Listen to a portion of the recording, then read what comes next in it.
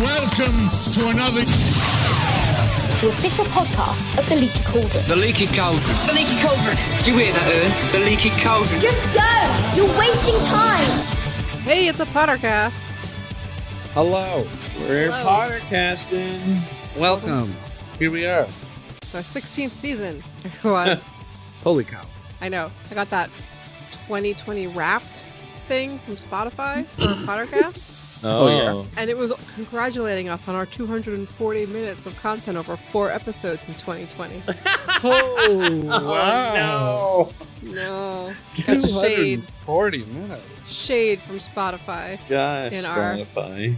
So, We were doing a minute a day. It still wouldn't have been enough. no, it would not, as a matter of fact.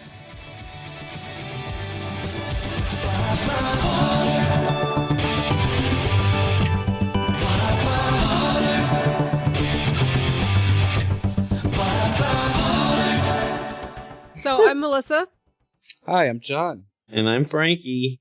Or and Frack. we are always telling you this, but we are really working on getting PotterCast back to you every couple weeks. Oh, don't tell them. We can't tell them that. We just have to do it. Our words don't matter anymore. like- we just I like have to how you just- think- Meaningless. Honestly, two- we just have to we can't. It's like a deer. Whenever we talk about it, we scare it away. It just goes into the meadow. We're, look, a deer! And it runs away. We just have to be like, shh, just let it happen. Like, Yeah. I don't know what the deer is in this scenario, but like... The deer is our work ethic, I guess. Okay. It just goes away. I truly enjoy that y'all think this is Superstation at this point. no, Oh, yeah. it's not. But I'm just saying we can't Complete say anything superstition. anymore. Let's just not. But really, we have a system, we are working on a system. And also, I wanted to mention that back in the beginning of PotterCast, we used to have a lot of different voices on the show and a lot of different people coming from Yep. the fandom. And that's how PotterCast started. And then in later Not to mention years, a team of editors. yeah, or an editor. Yeah. Hey, are you an editor? Would you like to help out on PotterCast? Mm-hmm. Staff at PotterCast.com. Help with Melissa not becoming PotterCast editor. We'll all be happier about it. I promise. Yeah. Yeah, we had so many people from the fandom. We got to talk about fan creation a lot. And then as time went on, it was a matter of getting the episodes done. So it was just getting into a schedule with the least number of us. And that's how PotterCast became just the 3 of us. But we are reopening those gates and rejiggering this show around more just fun and silly fan discussion rather than basing it around any particular news item in the Harry Potter universe or any particular chapter of the book. Correct? Yeah. Let's Let's just show them. don't say chapter. Don't say chapters. Scare it away. Scare away the chapters. All right, so if we're going to show them, what are we doing this week? We just got some fun stuff. We got just some fun Potter canon rooted chat. We have this new segment where we're trying to pitch a spinoff. This week we're doing one about the Department of Mysteries. We're calling it Hey Netflix, right? Yeah, we'll say, hey Netflix, And Netflix. we should do this one next. That's our show and- pitch. Yeah. And then what's the other thing that we're going to do? Do you remember? No. One second. No. It was something about... We were talking about we have a Potter Ponderable. What does it take to Oh, right. turn a Hufflepuff dark? Oh, Right. yes, that's a good one. We had some Yeah. controversial opinions on this one.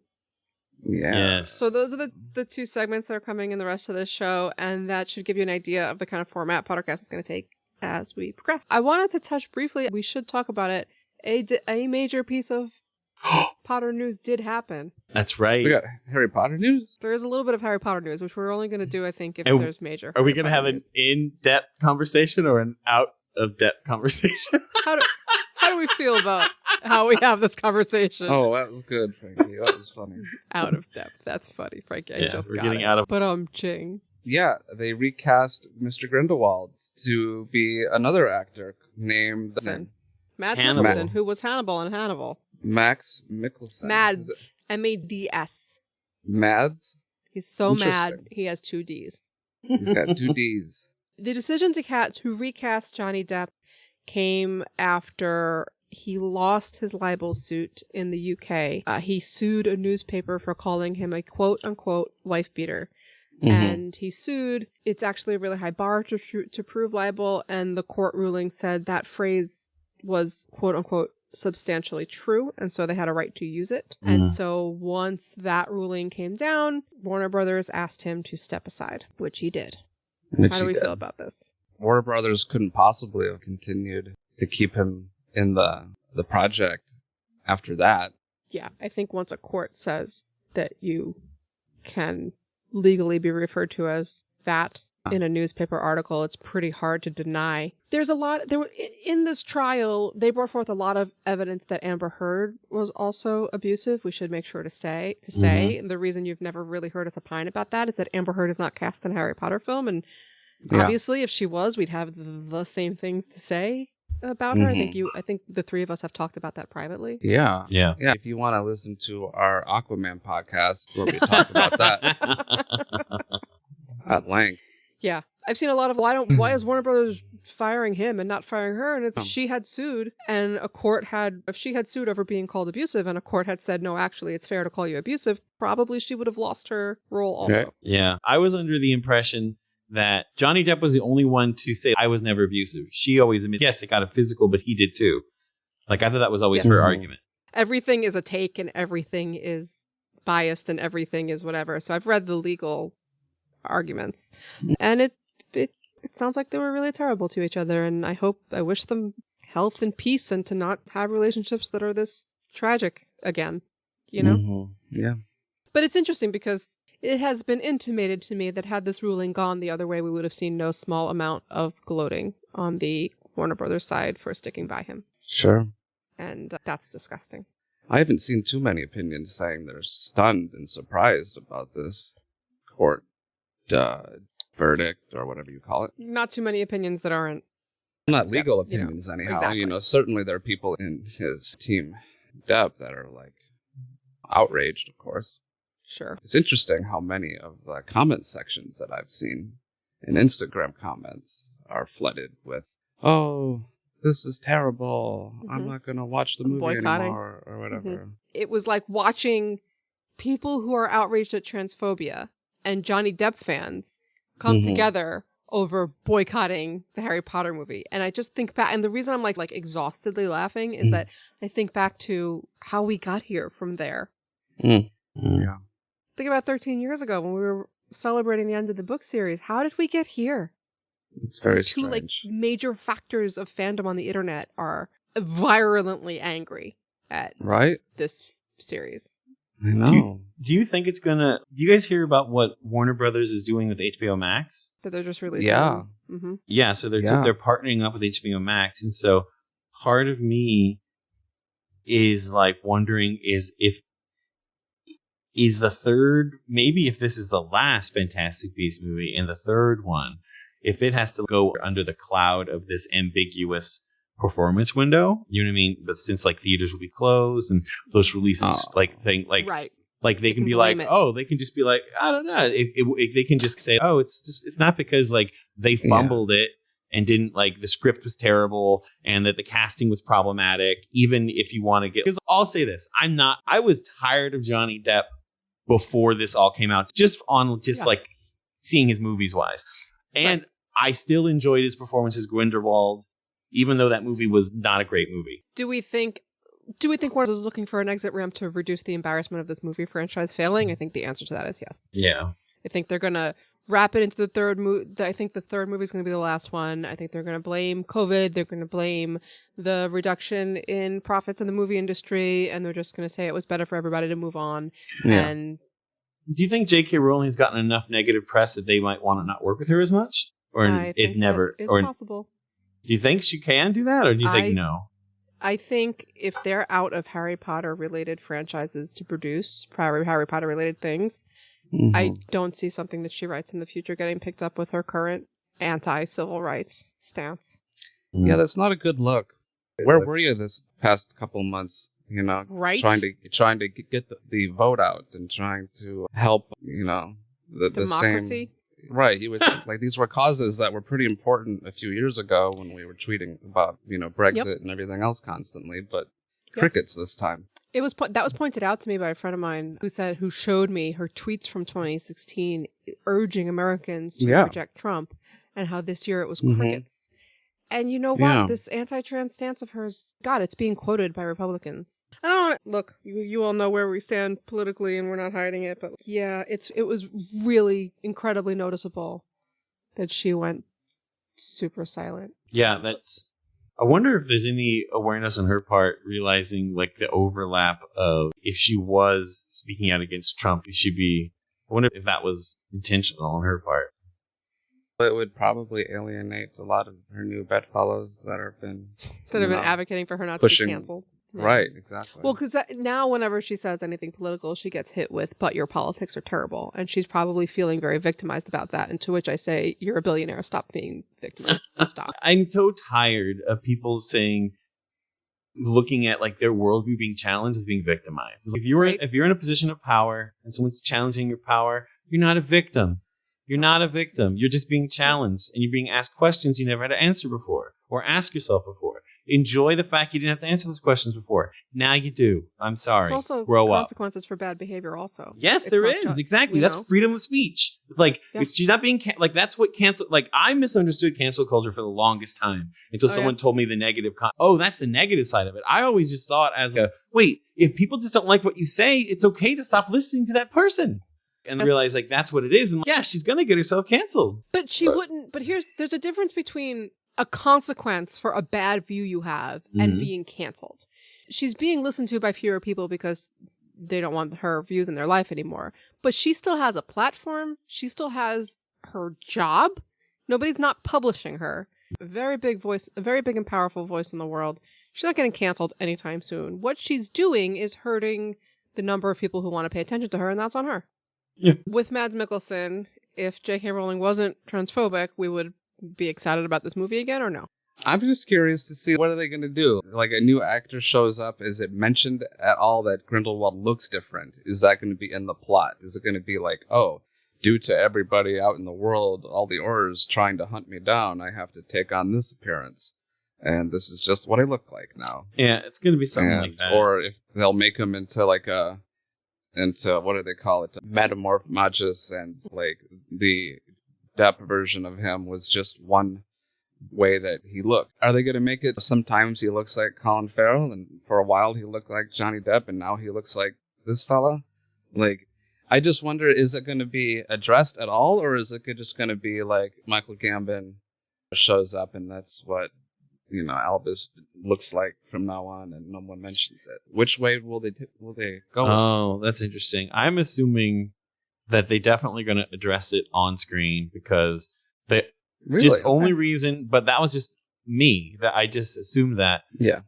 Just because in the first one they showed him change on screen and reveal, and so there's already that baked into that character, that he used to look one way. Yeah, and they never explained that. And they have to explain. They never explained it. But now the character design for this character is very specific, with one eye different color and the bright white hair. And will they keep that same look for this person too, or will they again do the Michael Gambon and put him in purple the rest of the movie? These are my questions. This is what I would love it if they styled him the same, like same contacts, same hair color. That'd be cool.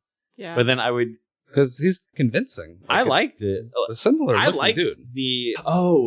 I guess it would take me a minute to adjust if they didn't, like, if they just like don't even address it. Like, literally, it's just boom. No one even addresses it. Johnny Depp is just like never in the movie. Like, he doesn't transform on screen. I think I would get over that within 10 minutes. And I might prefer that just because it keeps it clean. I still want to know is like, where does this Dumbledore brother come from? Like, where's she going to pull that out of? Like, because that is my biggest question. And at this point, I know I don't know, but I more and more speculate she's made it up. And so what is she going to contrive to have a fifth brother that Dumbledore didn't know about and for some reason learned about in the 40s and never... What? Yeah, and then completely forgot about it. And his not autobiographer, but his biographer makes no mention of it in Deathly Hallows. It's just so bizarre. Even if we don't go see the movie the second it comes out, we're still going to find out like what happened. The fact in my head of the matter is that this was all a big sheist by Grindelwald, and that he recognizes that Credence is his best chance of defeating Dumbledore when they have their little blood pact against each other, so Grindelwald can't hurt him, himself. And he had to find a way to make Credence into the most effective weapon he could. And so that involved this big elaborate ploy to convince him that he's related to him somehow and abandoned him and is the reason that he's been an orphan and all of these things, basically putting it all on Albus. Like every awful thing that's ever happened to Credence is Albus's fault. I think it's too complicated. I think they're probably just doing some retconning. Yeah, I just the way that they revealed Dumbledore's, like him being a Dumbledore, to me seemed to be like an omniscient point of view, and so like from the story, like a storytelling point of view, it's not as though like that seemed to be a reveal to us as the audience, not like a trick or something. If it is him tricking, fine, that'll keep the integrity of the books. But yeah, like I think I agree with Melissa. They're going to retcon it, just like McGonagall. It's just retcon. She's not there for a reason. It's just because some suit was all like, "Hey, McGonagall here. We want to see young McGonagall." Okay, and that's all they did. Like, I've lost faith in this story having the continuity that they claim to want to have. Oh yeah, especially after the carelessness of that second one. Like they needed someone to tell her no or to explain the pacing needs to be fixed. But whatever. Look at me, my high horse talking. Blah blah blah. It's true. I do. Yeah, I do storyboard every day. That's true. Yeah, yeah. And so way more qualified than me or John to talk about what these. Yeah, you know what? I apologize. I was just being self-deprecating there. I do know what I'm talking about when it comes to some pacing and storytelling. Frankie, I'm so proud of you right now. It's true. Like I know what I'm doing, and it's just like this feels wrong. It's interesting. I like the model that is being set by The Mandalorian, and that you have these new stories taking place within a well-known, like, fandom, essentially, like the Star Wars, I guess some of the same characters, a lot of the same rules, but completely different creatives involved. And it's very successful, and I could imagine a very successful either series or additional films one day that takes place in the Harry Potter universe. Oh, yeah. Mm-hmm. And it just has different creative people writing it. Hey, Netflix. Hey, Netflix. All right, so speaking of Hey, Netflix, our next segment is going to be about the Ministry of Magic. Yep. One after that will be about the Hufflepuffs, and then we'll see you on the drums. Boop, boop, boop. Cool. All right, guys, it's time for another Potter Pondering. So this Potter Pondering, under what circumstances do you think a Hufflepuff would ever turn to dark magic? Why would a Hufflepuff need a circumstance? I am most scared of Hufflepuff villains. You Are think you the- not scared? Sorry. Well, I they mean- did make a point to say that of all the houses, Hufflepuff has turned out the least dark amount of wizards, or none. Hagrid said that. Oh, okay. Okay. If Run you were out a of food in the Great Hall? Hufflepuff Death Eater, Way to reduce them. The books reduces them to food. Let me be clear. I don't see that as a negative. I see that as a wonderful aspect of people and they love food. But I'm saying they do love their foods. mm-hmm.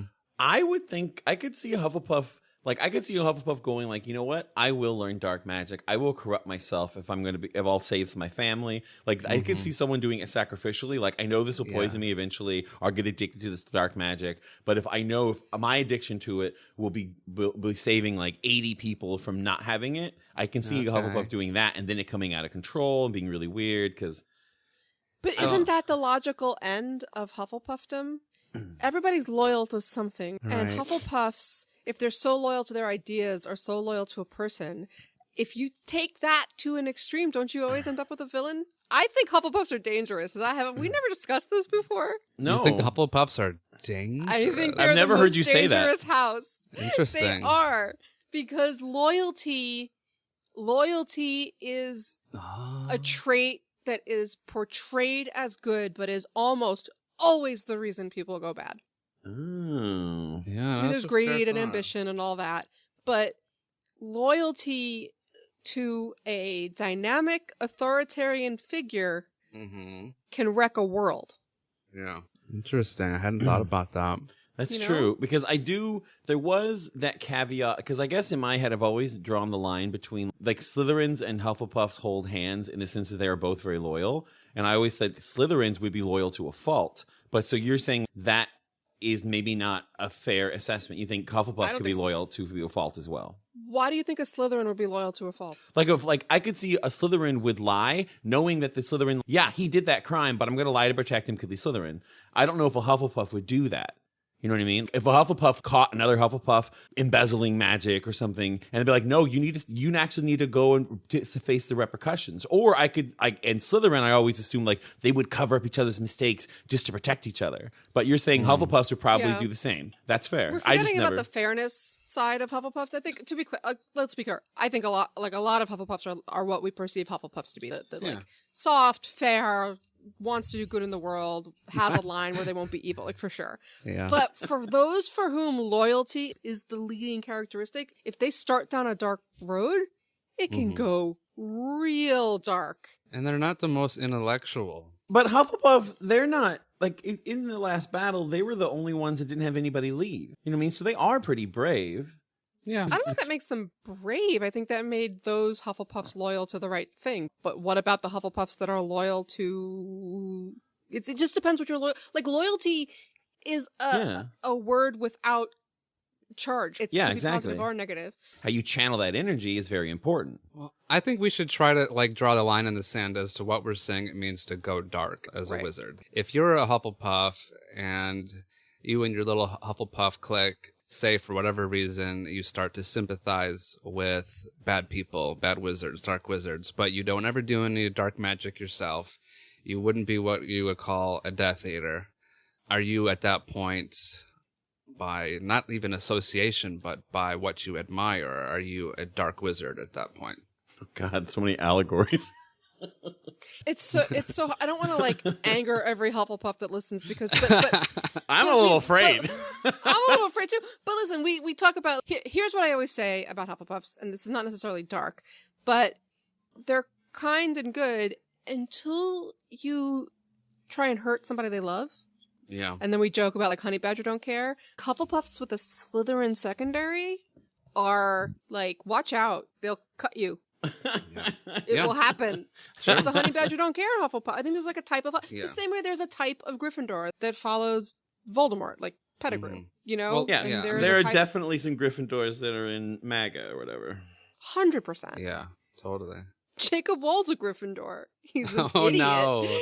but he's a Gryffindor. He's the worst. Jacob Wool. He's this total dunk that does all these really half-baked schemes to try and get Democrats in trouble, and they're all stupid, and they're all seen through, and they're all criminal, and he keeps getting arrested, and he's like the world's biggest clown. Yeah, but he's pretty brave.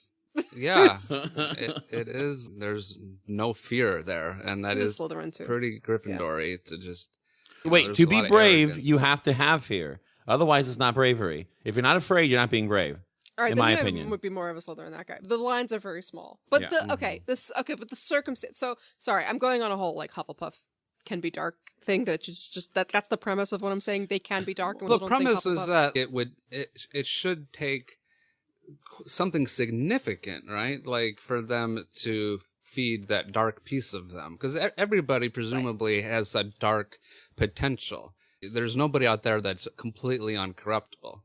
And we're saying that if you're in a group like Hufflepuff that is known for these characteristics that make it so they are least likely to want to join the Death Eaters, what could happen in a Hufflepuff's life that could pivot them in that direction? Like the first one I thought of was like the death of a significant portion of their, loved ones or their personal group that they would have been previously. These are the most important people to me. We're loyal to each other, and then to be off on an island separated from all of them permanently, like you're probably very much like susceptible to being taken advantage of at that point because you're vulnerable.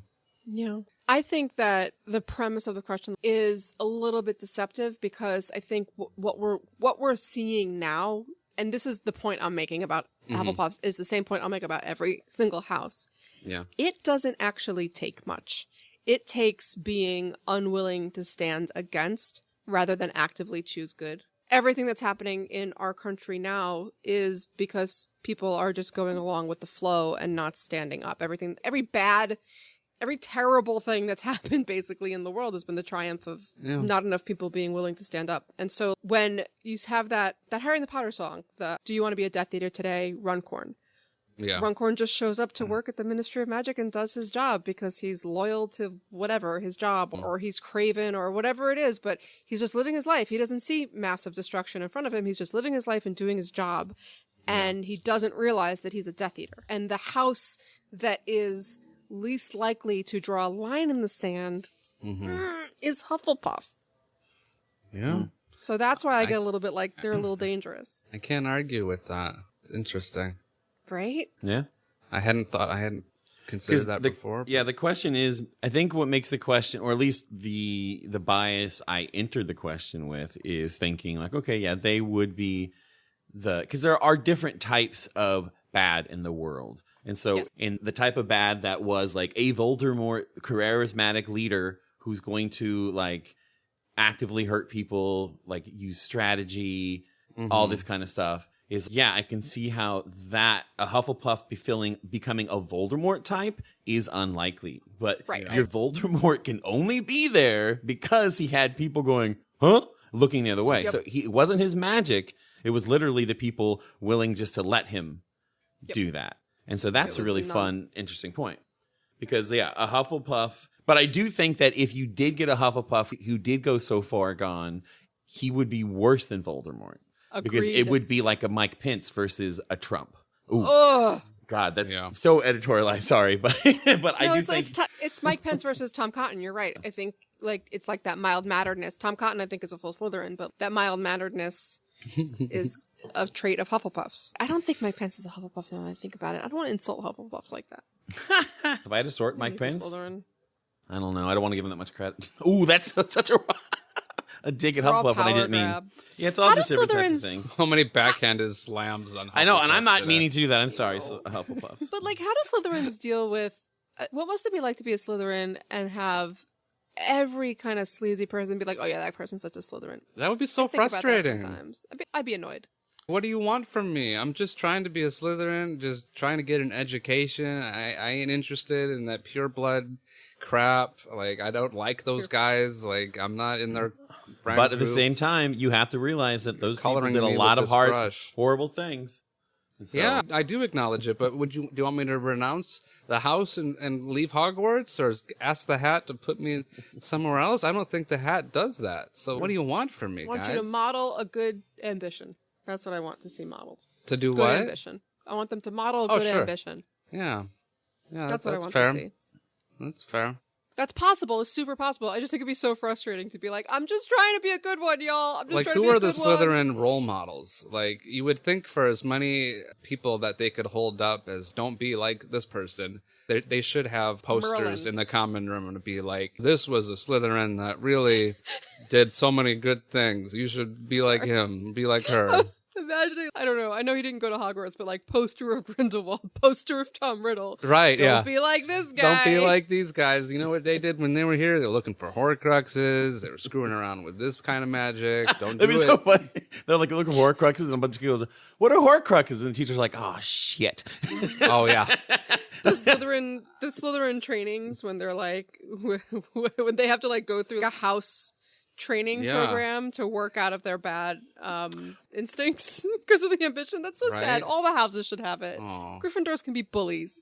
Yeah. Yes. It is tragic that history of magic was such like an uninteresting topic at that school, taught by a ghost that just had no like sense of communicating history in an exciting way. Because like you would think that you would want to teach these people about how previously magical people used their magic in ways that was bad for society or good for society. Like it shouldn't be a boring topic. You're empowering these people to affect their world in so many dramatic ways, and you're not going to give them context for like people that came before them. Yeah, she just used it as a comedic device so she didn't have to write content. It was just funny that he was boring and asleep. Yeah. And a lot of kids hate history class for that reason. It's just, oh, do I care? It happened a long time ago. It's Recitation of facts. Right, yeah. Man, Wizard Podcast would be really good. Oh, Could you imagine the fun. Dan Carlin of Hogwarts, of the Wizarding World? That's such a great topic. If who? Wizards had podcasts, what If kinds of Wizards had podcasts podcasts. would be popular? But who's Well, we that, have our who's that name you brought up? Dan Carlin's. He does a history podcast, and all his episodes are nine hours long, and it's just him Jeez. telling amazing, fascinating, cool stories. Yeah, it's great. That's Ooh, Hardcore what history. topics does he have? Just go look at his podcast. It's crazy. Ooh, does he? Hardcore history with Dan Carlin. That sounds awesome. That should be another Potter Ponder. Yeah. Next time. What So, death of a loved one. I think we've decided. about getting kicked out of school for something that wasn't your fault, like the Hagrid situation? I think you're onto something there. If Hufflepuff's main trait and what they admire is that they're loyal, Yeah. what if they find out they've been loyal to the wrong Yeah. thing? Wouldn't, or that the institution, because what is dark, right? If the institution has betrayed them, they could flip and become like anarchists, not realize that they're doing dark stuff until it's too late and people are getting hurt. They're just fighting the good fight, quote unquote. What kind of relationship do you think the ordinary magical person has to the idea of doing dark magic? I feel like it could be very similar to hard drugs. If you think about the fact that there's some good magic, there are some good drugs. If you abuse the magic, or if you take things that you shouldn't take, like the outcome could be this. Do you think that if you're magical, that there's this idea that like you could do just a little bit of dark magic and it won't corrupt you and it's okay? Once you go dark magic, like you're going to continue to do it. You'd be an addict to the dark magic. I don't know. That wasn't in canon at any point, that like the idea of doing dark magic would make you want to do more of it. I think the idea of power being seductive Yeah. and dark magic being an abuse of power. And that's kind of the whole reason they would even have a restricted section. So I think it's okay to infer that logic. I was always annoyed that there wasn't more common known use cases for the restricted section. Who is it there for? This is a library that is still in a school. If the students were never meant to be in there, then move it to somewhere into the ministry. Move it to another building. Unless it's common that there are some students that are trusted with this information. Why still put it at Hogwarts? I think that there's some lines of dialogue somewhere talking about how Dumbledore allows this teaching while other people don't. Dumbledore's restricted section might be a lot smaller than it's almost like the band. Yeah. So and then the books are still there, but they're just restricted. It's just you have to have a teacher's note. But I honestly think Dumbledore's restricted section would be smaller than like a McGonagall. I think McGonagall would be like, no. Yeah, like I'm just going to gatekeep this a little more than Dumbledore did. Imagine Umbridge. Like, did Umbridge expand the restricted section to include half the library at that point? Right? She's like, oh, you don't need to be learning about magical contraception. Like, you should just not have any magical sex. Yep. All right, we've strayed. All right, we strayed. That means that it's done Potter Pondering for the week. Well, How do they send us their Potter Ponder? You can send us your Potter Ponder at Twitter at PotterCast, or email us staff@pottercast.com, or find us at PotterCastPod on Instagram. Send us it in text or record your voice, and maybe you'll hear yourself on podcast. Ooh. So what do we want to spin off next? Before we start remaking Beetle the Bard, what do we got? So this week, we've landed on a new mini-series about the Unspeakables. Remaking Beetle the Bard? Well, making it in the first place. That's one I think they should make, like a little anthology Netflix show. Oh, little shorts. Like a little children's Animated show. shorts. Oh my god. And you can do just if it wanted a different animation style. Oh. I mean, I don't want them to make anything anymore because Yeah. of how I feel, but if they were making one. All right. Unspeakables. Tell me more about these Unspeakables.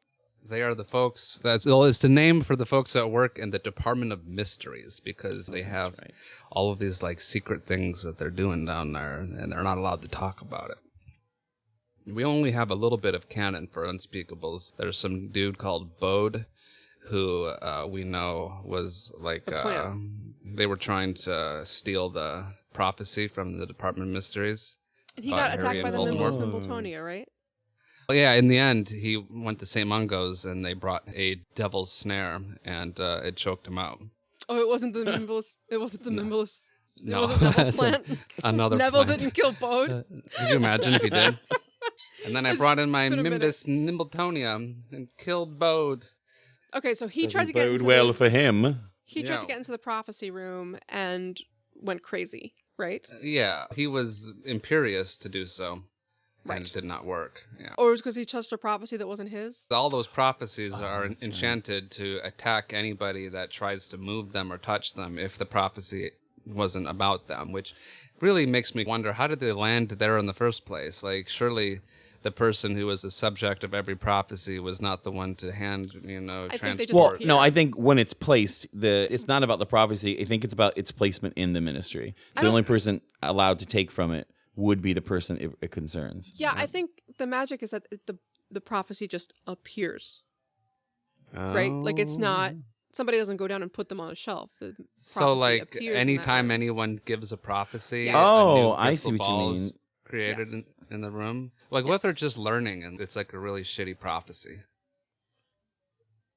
it's like... I mean, that was the whole. I mean, that was the Crappy whole plot first attempt. of book Are all 5. of Trelawney's bullshit prophecies in there too? Like, how do you even know?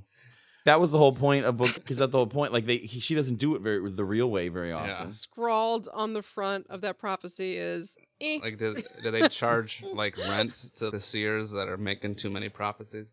I don't know, but this is the show. Well, not quite Wait, the show. I have The show is- is you work in the Department of Mysteries. So is And- this like Alias, but for wizards?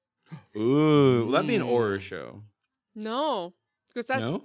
Horrors are cops? I thought they were like FBI. They could be FBI, but she was CIA. She was a spy. That's true. She was a spy. That's right. Okay, yes. So are they spies or they just do things that nobody can talk about, like they work in like antimatter labs or something? Yeah, I Yeah, could see that's what I them as think. being like CIA, like they just can't talk about their work, like whether it's something to do with some kind of national security thing or what is it that we know about what's down there? We could start there. We Okay. know that. Yeah, it all seems specialized. Like, these would all be white collar work. You know what I mean? Like magical versions of a physicist, magical versions of an aerospace engineer, magical versions of all this stuff where it's like highly trained skills for the purpose of the government, maybe? Mm-hmm. Like, they already have this idea of secrecy for the Muggle world, but they have a layer deeper than that. That's like secrecy from the rest of the magical world. Ooh, that's a good point. Because they have to be given code word clearance to magical concepts that not every Yeah. wizard should maybe be entrusted with, like how space works. And Well, how think love about one of actually them works. is time.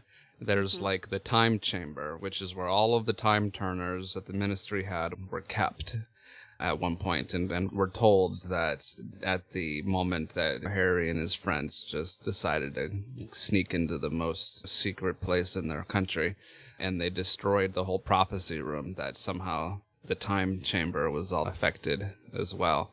Also, the ministry was supposedly like, this whole bit of canon is a little weird. So, Like, the okay. idea that the ministry destroyed all of the time turners because of something that happened. Like, It's Molly that's running after Ron to remember his plot point. It's right. like, It sounds like something that an Unspeakable would tell you. Like, oh, don't worry about it. Those time turners that you found out about, we got rid of them. It's fine. Don't worry about it. so. Well, didn't we see? Oh, Sorry. I thought we saw them get broken because that guy. Remember, his head fell through the bell jar, and then he got a baby head. We do, but let's get rid of all these time turners. They represent incredible plot holes. Let's get rid Oh, of them. I see. Yeah. Like You know? Yeah. within the canon. Yeah. So I have an idea for this. Yeah. It's like CSI, but it's each room in the mystery. So the first series is like space, and the second series is time, and the third series is love and whatever, death, and it's Black Mirror-ish. Where I was gonna you say just- that, yeah. It's episodic but thematically linked over one series to show the weird, dangerous implications of, say, working in time. So say we're like Yeah. doing the time series. What are some things that would be in that? It would be a short story where you would be following a 10-minute story of this little girl, maybe going to a playground. And at the very end of it, you see an adult staring at her. And then in 2 weeks, you get the episode of her traveling back in time and watching yourself as a child. You're like, oh, that was her the whole time. Where like we can engage unchronological storytelling to go with a time travel story. So it's even part of the narrative that like, oh, weird, kind of like how Dawn was introduced in Buffy, how we didn't know it was supposed to slap us in the face, to introduce that type of storytelling where the fourth wall is intentionally misleading, but not incorrect. And the first episode of the first series should be time and should be the hook that gets everybody in, which is Harry casting the Patronus at the end of book 3. Because that's an instance of a time turner. Yeah. There had to have been many conversations. I got a great idea. What about the introduction to it could be something where we see like Harry, like someone stopping Voldemort murdering Lily. And then that episode is someone having to go back and be like, no, she has to get murdered. And so like you have to go the back. whole series leads to... Sorry, I interrupted you.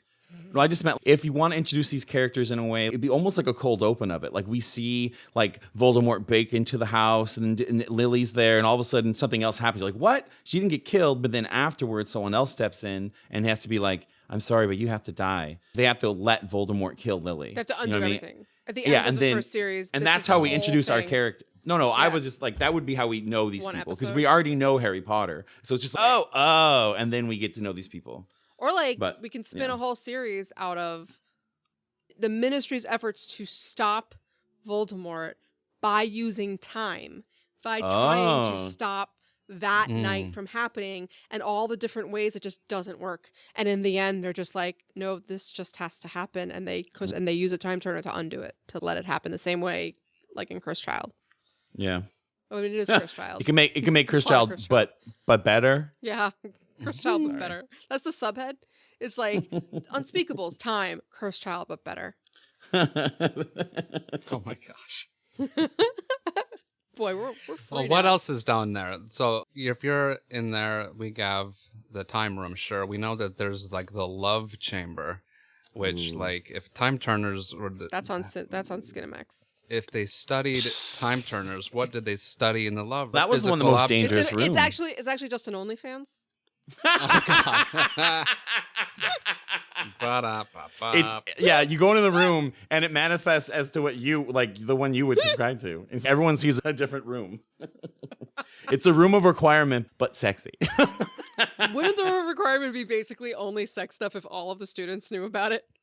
Oh sure. That room would be horrible. You wouldn't ever want to go into that room. Sorry. Total It'd be so diversion. clean though. No, because you would require Would it it, to be though? clean. Would it?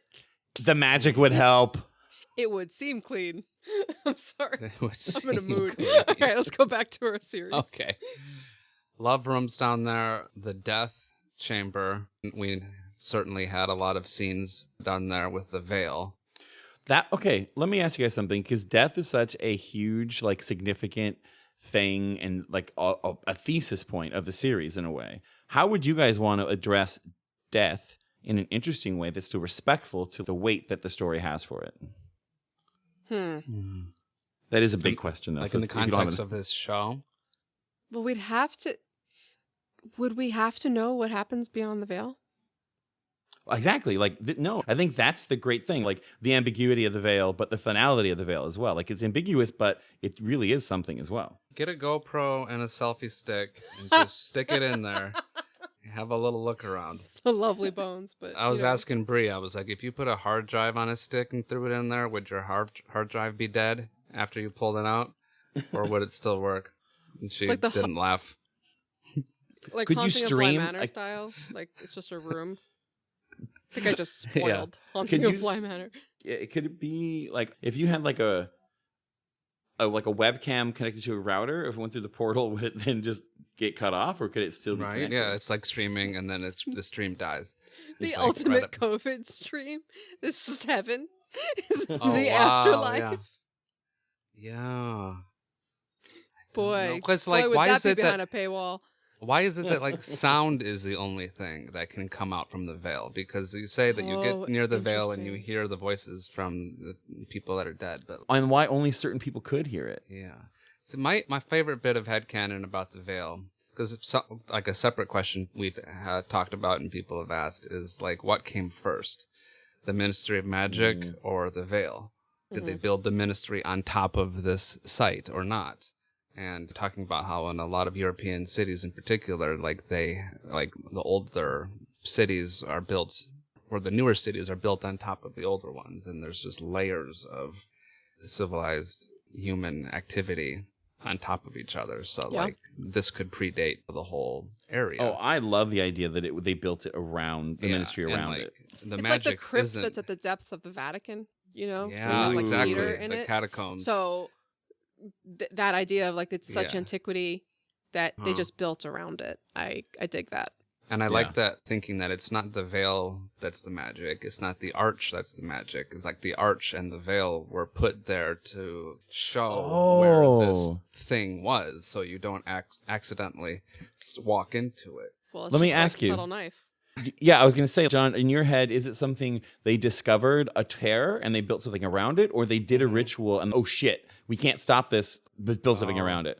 Was it intentional? Was it an invention or a discovery in your head? I would imagine it could be both, but not by the same people.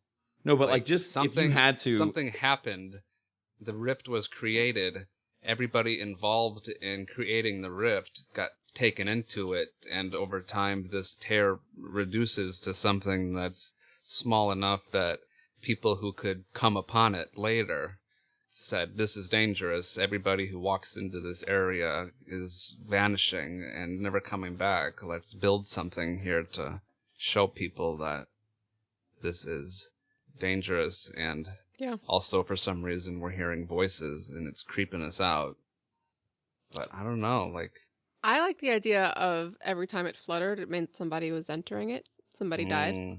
Oh. Shoot. That it was like, it's like a shift in reality because there are lives being taken on and off the plane. So the reality was bending a little bit and the veil just goes with it. If you were... Like Well, yeah, it's like water ripples. Yes. And so like someone jumped into the pool, like even if it was across the pool, eventually that ripple will go and reach to the side of the pool. Do you think if you were standing by the veil during a mass casualty event, you would hear louder voices in that moment? I think it'd be fun if there's like a gush. And so like the curtain just settled down. When your house is really pressurized from like air conditioning and you open up one door and another door slams. It's like, that'd be wild. So what happens in this show? I feel like we've set up the sets. We know what it's going to look like, but like how would it work? I think there's two versions. There's like a CSI where we have reoccurring characters and reoccurring like Unspeakables that we know that we do different things, or we have it be like an anthology show where it's not it's just new characters every time. We get 20 minutes with these characters telling stories. I would lean towards the anthology one because then you have the opportunity to do like see more of the world, but then at the same time, character building stuff and episodic stuff like that is great because you get to really know these characters and have fun with it. So I think there are benefits to both. Personally, I like the anthology stuff because then you can have fun with different perspectives and points of view. I feel like I could imagine something a little bit similar to the Fantastic Beast model of Newt running around trying to catalog magical creatures. But these people are going around cataloging like unsolvable or just really unusual magical things that like none of the magical authorities in that local area understand, so they call in these Department of Mysteries unspeakable people, almost like Ghostbusters that show up. So this is like the comedy version. It's like it's the Unspeakables.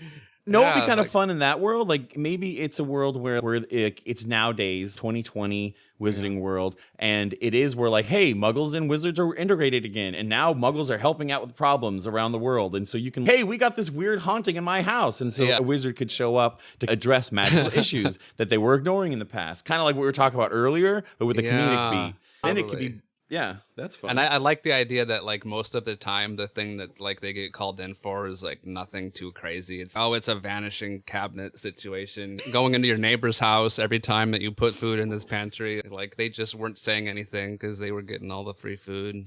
And it'd be really fun to lean into the fact that, like, you can really sell through comedy how terrible it's made these muggles' lives. Like, literally, it's been 5 years of torture, 20 years of torture for these muggles. But then the wizards literally could fix it in 5 minutes. They could be like, oh, shit, we should have been doing this a while ago, guys. And so, like, it'd be fun to lean into that narrative and aspect to be like, ooh, let's hurry up. That'd be fun. Like a Parks and Rec, but with Wizarding World.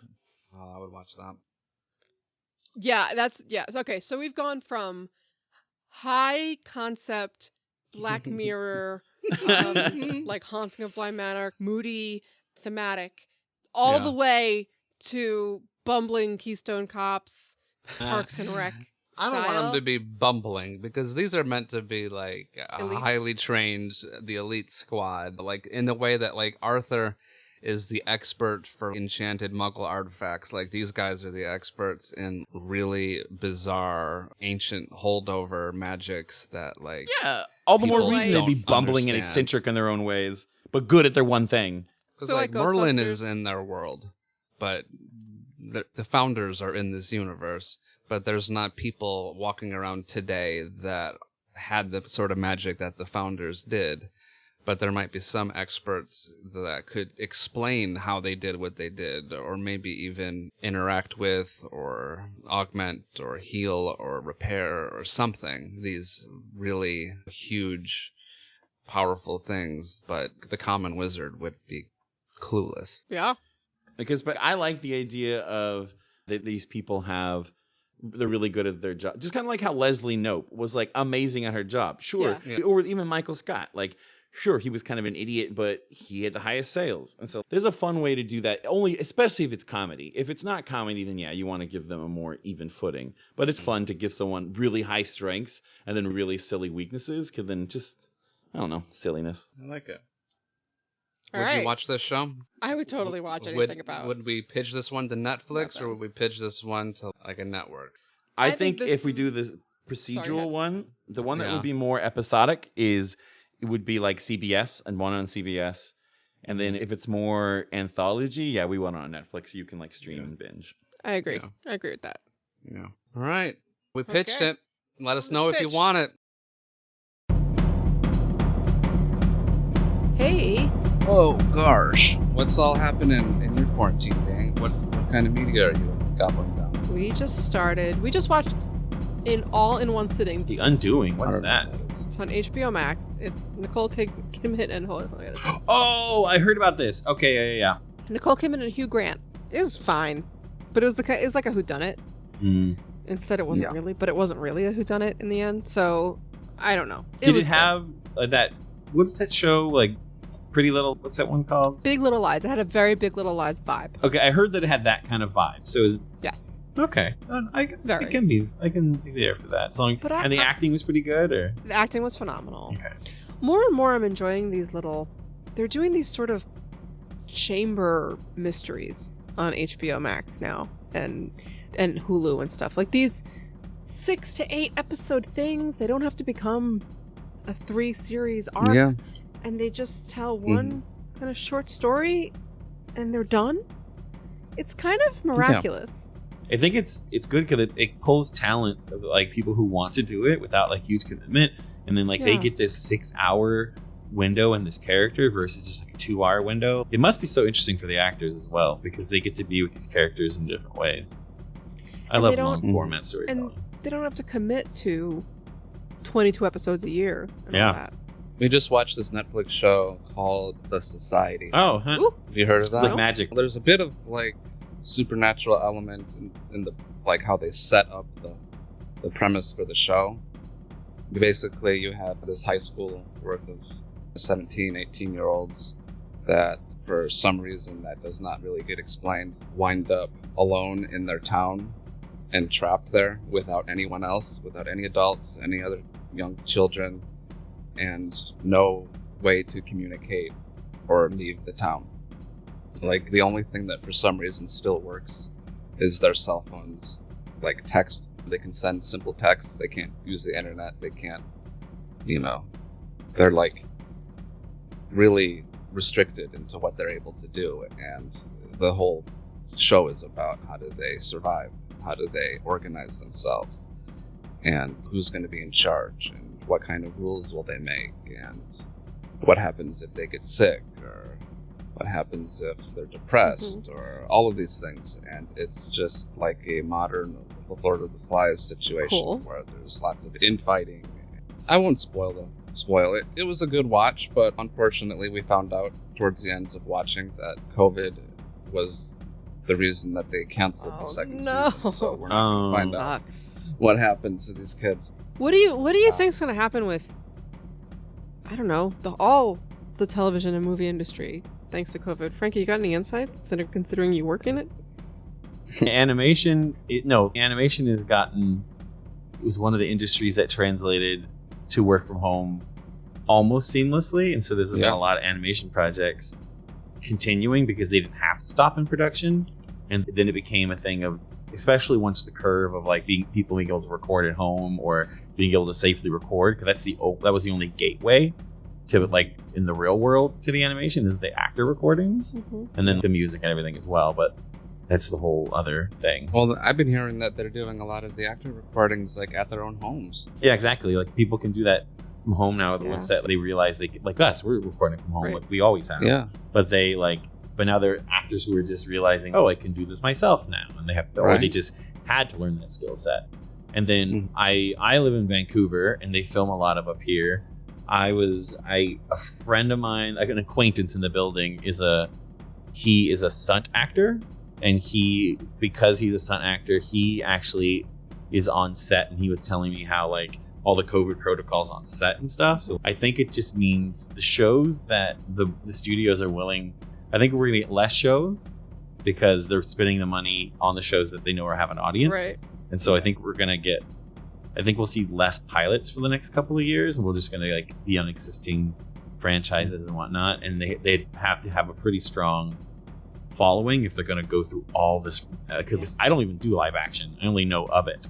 Like, and here it's like, well, Anthony, because everyone does it differently, and so all these actors have to, like, there's no standard. Each person runs their set differently. And my friend Anthony, the one that he's on Star Trek, the Discovery, and he is in Toronto, and they're basically in a bubble. Like, he moved to Toronto with his partner, and they're not going to be able to come back until season's completely done. He's just in a little filming bubble. Wow. So that nobody gets COVID, so they're all trapped. And he says it's fine, but it's insane. I was wondering, I was watching Saturday Night Live last night. Oh, I need to watch that. It was the first time, because you know how they did them from home for a while, and then only recently they started coming back to the studio, and most of the sketches people were pretty spread out. This episode, there were multiple sketches that people were right on top of each other again. And I'm thinking, like, what is going on here? Like, this is really not a good look. Like, we're trying to tell people how important it is to maintain the social distance and people they don't live with and all these things. And certainly all these people don't live together.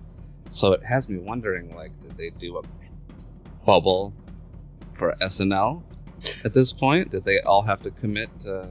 I watched the Seth Meyers show almost on the regular, and he had his very first guest that wasn't someone from his staff was an SNL cast member, because they're in the same building and they're getting tested. I think they get tested every day or every 3 times a week or something. And so they do have a tight bubble, and apparently they do it by zones too. Like, you have to, I don't know, but they were talking about it on screen probably for this exact reason. What are you guys hearing about people talking in your lives for Christmas? We're like locking down here for a little while, and then we've perfected now going without stopping to his family's house in Massachusetts, and staying there for a week more before Christmas, and then going to, because his family has a second house, so we're gonna de-New Yorkerify ourselves for a couple days up there to try and the rest of. It's basically what we did for Thanksgiving. For Thanksgiving, we just went to Staten Island, which is 20 minutes away, and so we all stayed for a week and a half in our house, basically, and then we all got tested the week before, and everybody came back negative, but we still stayed far away from each other and all that stuff. And that's going to be the kind of same thing that we do, so that people can see each other without. It's worked so far. I know it only takes... But my mother stood outside in the cold to wait to get her COVID test, didn't bring a coat, and got pneumonia. She doesn't have COVID. What? They keep testing for it. She doesn't have COVID. This is your mom? Oh, 70 years old. Why didn't she wear a coat? This is what I'm saying. We all have too many things to keep on She our has heads. a closet right now. full of We're gonna coats. Forget the obvious. I'm going to appear at her house, take a bunch Yeah. of coats, and throw them in the backseat of her car, just so that she always has something. Yeah. Yeah. What about you all? I'm staying put. Yeah. You too, Jay? Yeah, I'm not going anywhere. Yeah. But it's funny. I have family in Florida and I have family in Ohio, and like it's a mixed bag between some people are taking every bit of guidance very seriously and with an amount of understanding for the fact that, oh, these politicians, the people in government, they're not trying to like punish anybody when they say you can't do this and you can't do that. It's for the greater public good, and there's like a wide range of how people are willing to hear that and respond to that. And it's funny because like it does seem to in some cases fall across the same lines of where people fall with their politics, but not entirely. And some of it is a matter of age, it seems, and people that feel like, oh, I have most likely many Christmases ahead of me, whereas some older people might not feel that way. And some Like, people don't even consider the risk. They just think, like, they have this magical force field that their beliefs protect them from the reality of the universe. Right. And it's Well, just like, it is. And and then you can't challenge them on that because then it pulls at this, like, identity core that they're not allowed to challenge objectively. And so it becomes a really difficult conversation to have, and things get heated, and it's just exhausting. You have to be humble and patient with people. And when people putting their beliefs over other people's beliefs is harmful. Yeah. And this literally harmful when it's spreading a disease. But why are Right. we getting Yeah. political? Sorry. It's just, it shouldn't No, be I mean, political. The wild thing is that it is Yeah, exactly. political. It shouldn't be Yeah, political. like wearing a seatbelt. it should not wearing have a nothing seatbelt to is do not. with who you voted for. Okay, before we get too dark, what what?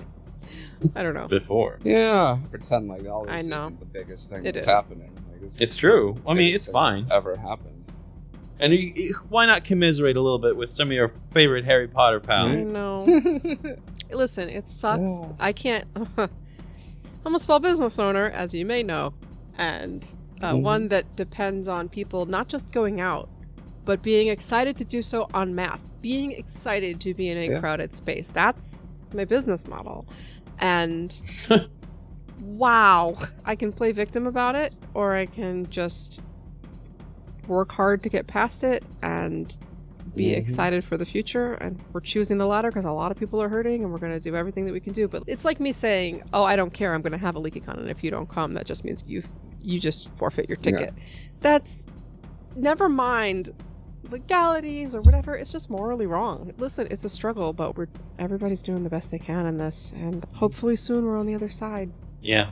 Everyone needs to realize it's a cooperative action. If we all do our part, it makes this a lot easier. If just half the people walking around don't have the ability to spread it anymore, or don't have the ability to catch it anymore, just like the dramatic drop that will be in infections. I was like surprised around Thanksgiving that there were not more people taking the opportunity to really come up with a clever, tiny Thanksgiving, like, you know, how to make a tiny Thanksgiving meal for yourselves, for a group of 2 or 3 or 4 people, or just some company just backing like these tiny turkey Thanksgiving meals, Little freeze like, packs. and make it super popular, make it like the big trending thing that like here's what we came up with, and it's gonna taste awesome, and it's inexpensive.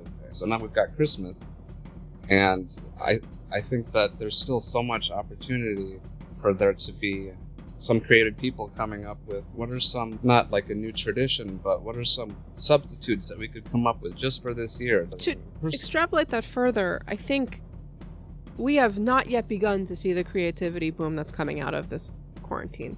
We're already seeing advancements in streaming and online events that I've been waiting to occur. They are rolling now. The idea of streaming an event used to be so incredibly hard and expensive. It's probably always going to be somewhat expensive, but you can see a world where this becomes the normal. Yeah, what I'm curious to see happens to these events is like part of an event, in my experience, has been trying to decide what of the event you're going to do. And knowing you can't do all of it, you have to decide, and coming up with your schedule or whatever you end up doing is, and if it's virtual and the physical and time restriction is non-existent, does that change the experience in some way? If you could not have to choose which panel you're going to see in a block of time where there's 5 of them, you could experience them all in an uncompromised way.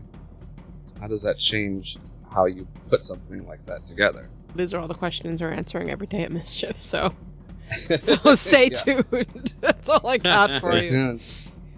Tell us what you are doing in your quarantine. Staff at PotterCast.com, as always. Also, remember, we're looking for some editors, so if you are interested in editing PotterCast, please write us. A couple of you have, and I will get back to you ASAP.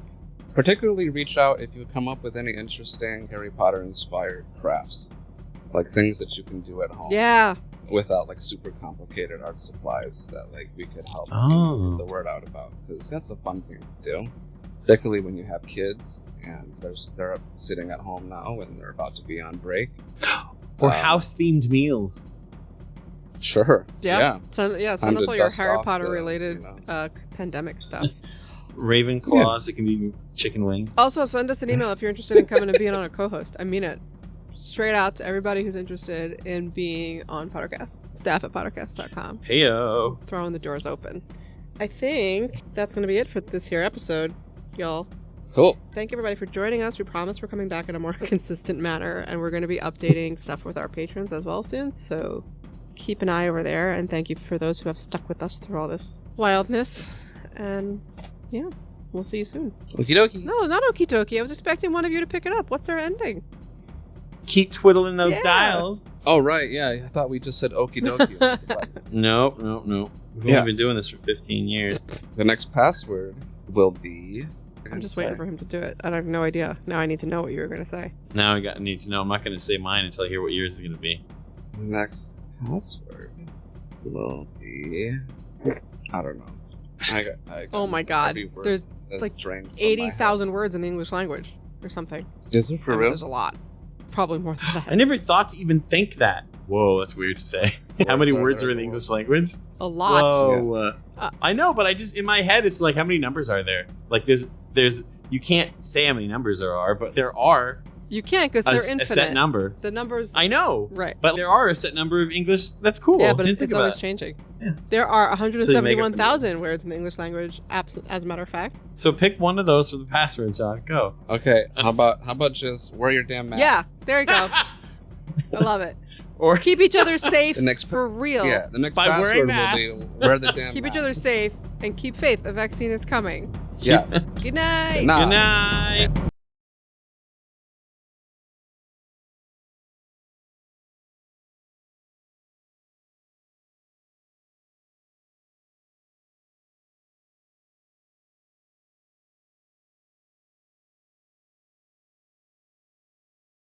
If you don't mind, I'm going to bed. Great Scott, no wonder. Look at the time. We've been here nearly 4 hours. Spooky how the time flies when one's having fun.